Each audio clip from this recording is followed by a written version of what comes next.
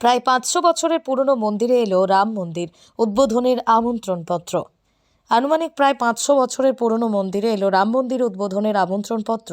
অযোধ্যায় রাম মন্দিরের উদ্বোধন ঘিরে দেশ জুড়েই শুরু হয়েছে প্রস্তুতি। দেশের বিভিন্ন প্রান্তে চলছে আমন্ত্রণপত্র পৌঁছে দেওয়ার কাজ। এবার অযোধ্যা থেকে বিশেষ আমন্ত্রণপত্র এসে পৌঁছল পূর্ব মেদিনীপুর জেলার এক প্রাচীন মন্দিরে। প্রাচীন মন্দিরে আমন্ত্রণপত্র পৌঁছানোর সঙ্গে সঙ্গে শুরু হয় পুজো পাঠ। সেই আমন্ত্রণপত্রের পাশাপাশি এসেছে পুজো হওয়া অক্ষত চাল। বাড়ি বাড়ি আমন্ত্রণপত্র পৌঁছে দেওয়ার কাজ করবে মন্দির কর্তৃপক্ষ। জয় গোবর্ধনধারী। আজকে এই শুভ দিনে, আজকের একাদশী তিথিতে অযোধ্যা রাম জন্মভূমি থেকে পবিত্র অক্ষত মন্দিরে এসছেন। আগামী 22শে জানুয়ারি শ্রী রামচন্দ্রের যে নব মন্দির নির্মাণ হচ্ছে, সেই মন্দিরের আমন্ত্রণ হেতু আজকে এই গোবর্ধনধারী মন্দিরে বিশ্ব হিন্দু পরিষদের পক্ষ থেকে ওনারা এসছেন। আমরা গৃহ সম্পর্ক অভিযান মন্দির কর্তৃপক্ষ থেকে করব। চলতি মাসের 22শে জানুয়ারি অযোধ্যায় রাম মন্দির উদ্বোধন করবেন প্রধানমন্ত্রী নরেন্দ্র মোদী।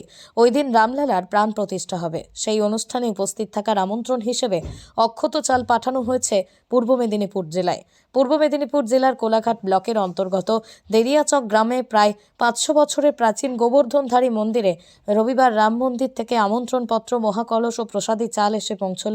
কোলাঘাটের এই গোবর্ধনধারী মন্দির থেকেই বাড়ি বাড়ি পৌঁছে যাবে এই আমন্ত্রণপত্র সহ অযোধ্যা রাম মন্দিরের মহাপ্রসাদ। আমাদের 2500 আমন্ত্রণ লিপি আছে, তো আমরা 2500 আমন্ত্রণ লিপি সমস্ত বাড়িতে আমরা করবো। এটা রামচন্দ্রের সঙ্গে গিরি গোবর্ধনধারীর একটা ওতপ্রোত মেলবন্ধন আছে। তো এটা আমরাও পুনর্বার সৌভাগ্যবান, কারণ সেই রামচন্দ্রের নতুন মন্দির নির্মাণের সাথে সাথে গোবর্ধনধারী যে মন্দিরের সঙ্গে একটা সম্পর্ক আবার তৈরি হলো। রাম মন্দিরের ঘি হলুদ মাখানো এই চাল বিশেষভাবে পুজো করা হয়েছে। তারপরে সেই চাল দেশের বিভিন্ন প্রান্তে পাঠানো হয়েছে। সেই অক্ষত চাল সঙ্গে রাম মন্দিরের ছবি। পূর্ব জেলা বিশ্ব হিন্দু পরিষদের কর্মীরা এই বিশেষ চাল ও রাম মন্দিরের ছবি জেলার বিভিন্ন প্রান্তের বাড়ি বাড়ি পৌঁছে দিয়ে মন্দির উদ্বোধনে হাজির থাকার আমন্ত্রণ জানাচ্ছেন। বিশ্ব হিন্দু পরিষদের একটি দল এই মহাকলসে এনে পৌঁছে দেন কোলাঘাটের গোবর্ধনধারী মন্দিরে।